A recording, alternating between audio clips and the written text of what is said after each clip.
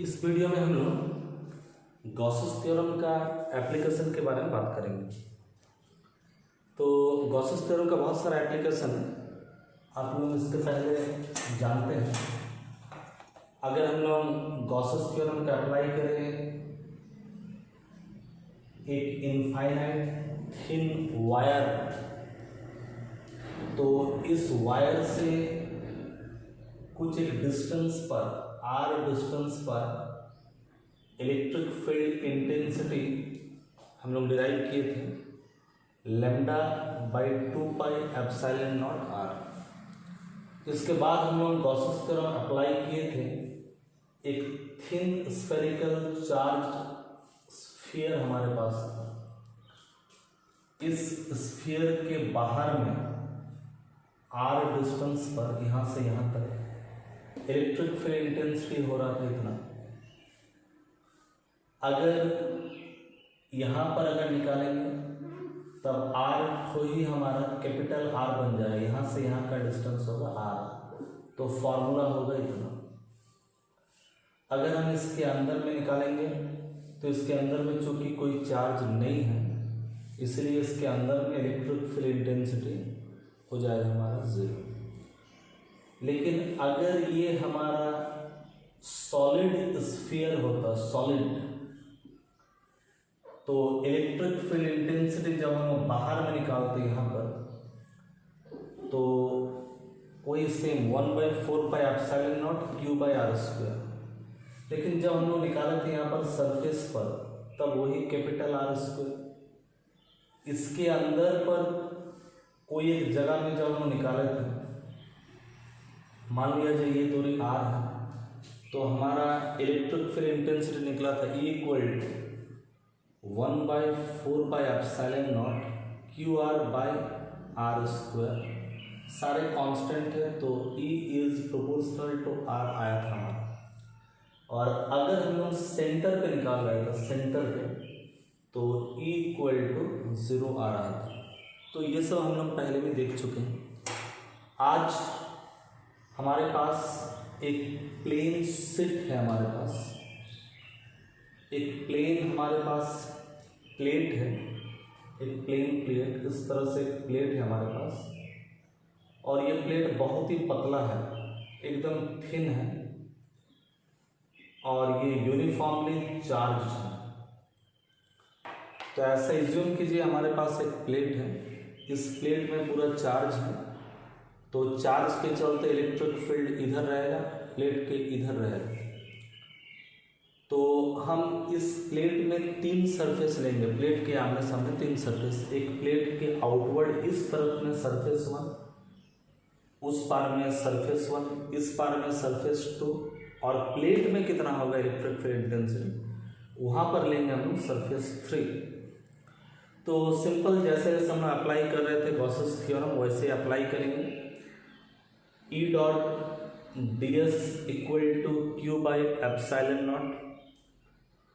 लेकिन हमारे पास जब प्लेट है, तो प्लेट में चार्ज जो डेंसिटी होगा, जिसको सरफेस चार्ज डेंसिटी सिग्मा बोलते हैं, सिग्मा = होगा हमारा चार्ज बाई एरिया। तो चार्ज = होगा सिग्मा इंटू एरिया।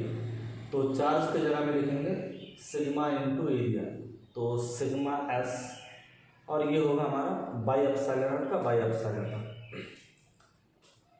अब यही इलेक्ट्रिक फील्ड इंटेंसिटी जो हम निकालना चाह रहे हैं, इसी को 3 सरफेस में, 3 पार्ट में हम डिवाइड कर देंगे, 1, 2 और 3। तो ये इधर मान लेते हैं सरफेस 1, उधर मान लेते हैं सरफेस 2, और ये प्लेन वाला जो है ये है सरफेस 3। तो हम लोग पिल बॉक्स बना लेते हैं, इस पार में भी पिल बॉक्स बनाए, उस पार में भी पिल बॉक्स हम लोग बना लेते हैं। तो इस जगह में एक छोटा सा एरिया है, इस एरिया का नाम देंगे ds। चूंकि एरिया एक वेक्टर क्वांटिटी है, यहाँ ये सब जगह में अगर चार्ज है तो इलेक्ट्रिक फील्ड इंटेंसिटी का डायरेक्शन इधर हो रहा है, और यहाँ पर एरिया वेक्टर का भी डायरेक्शन इधर हो रहा है। तो सरफेस 1 के लिए हम लोग लिखेंगे E और ds के बीच में जो एंगल बनेगा, इसी को फर्दर हम लोग लिख सकते हैं, और E D S cos 0 degree plus surface two का उधर देखिए, उधर में भी यहाँ पर अगर एरिया लेंगे तो एरिया का डायरेक्शन जिधर है, इलेक्ट्रिक फील्ड का डायरेक्शन भी उधर है। तो यहाँ पर भी हम लोग लेंगे ई D S cos 0 degree plus surface 3 में अगर हम लोग लेंगे तो ई डी एस, यहाँ पर हमारा जो एंगल बनेगा, एरिया तो ले रहे हैं हम लोग इधर, तो यहाँ पर जो एंगल बनेगा वो बनेगा कॉस 90 डिग्री। ये सब में एरिया और इलेक्ट्रिक फील्ड एक ही डायरेक्शन में, लेकिन यहाँ पर एरिया और इलेक्ट्रिक फील्ड का डायरेक्शन एक दूसरे का 90 डिग्री। तो this is equal to sigma S by epsilon naught. तो कॉस 90 तो हमारा होगा 0, तो sigma S by epsilon naught, cos 0 होता 1, यहाँ पर भी कॉस 0 इक्वल टू होगा हमारा 1। अब इलेक्ट्रिक फील्ड इंटेंसिटी अगर ये पूरा प्लेन शीट के लिए कुछ एक आर डिस्टेंस पर अगर हम लेंगे तो इलेक्ट्रिक फील्ड इंटेंसिटी इस प्लेट के इस पार में अगर यहाँ पर हम लेना चाहे यहाँ ले, सब में डिस्टेंस तो आर ही है। तो इस प्लेट के इस पार में अगर इलेक्ट्रिक फील्ड इंटेंसिटी निकालना चाहे, एक आर दूरी पर किसी भी पॉइंट पर इलेक्ट्रिक फील्ड इंटेंसिटी हर पॉइंट पे सेम होगा। तो सरफेस 1 में और सरफेस 2 में सेम चीज़ है, सरफेस 2 मैंने उसके उस पार में, सरफेस 1 मैंने इस पार में, इस ढंग से हम ले सकते हैं। तो E है कांस्टेंट, ये ds 1 का, E है कांस्टेंट, ये ds सरफेस 2 का, equal to sigma S by epsilon naught. तो मान लिया जाए ds का इंटीग्रेशन होगा s, यहाँ पर भी ds का इंटीग्रेशन होगा s sigma s bye epsilon naught. तो यहाँ पर 2es बराबर sigma s bye epsilon not, s और s कैंसल आउट हो गया, s तो हम लोग लिख सकते हैं E equal to sigma by 2 epsilon naught. तो ये है electric field intensity due to a single plate.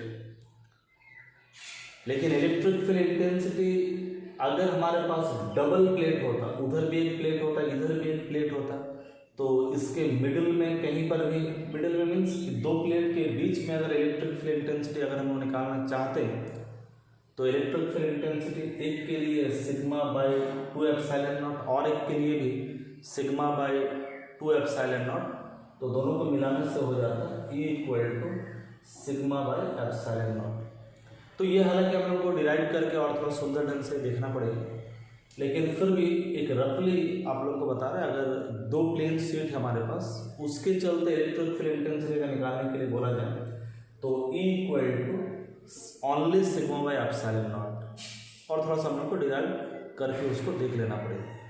तो इस वीडियो में बस इतना है।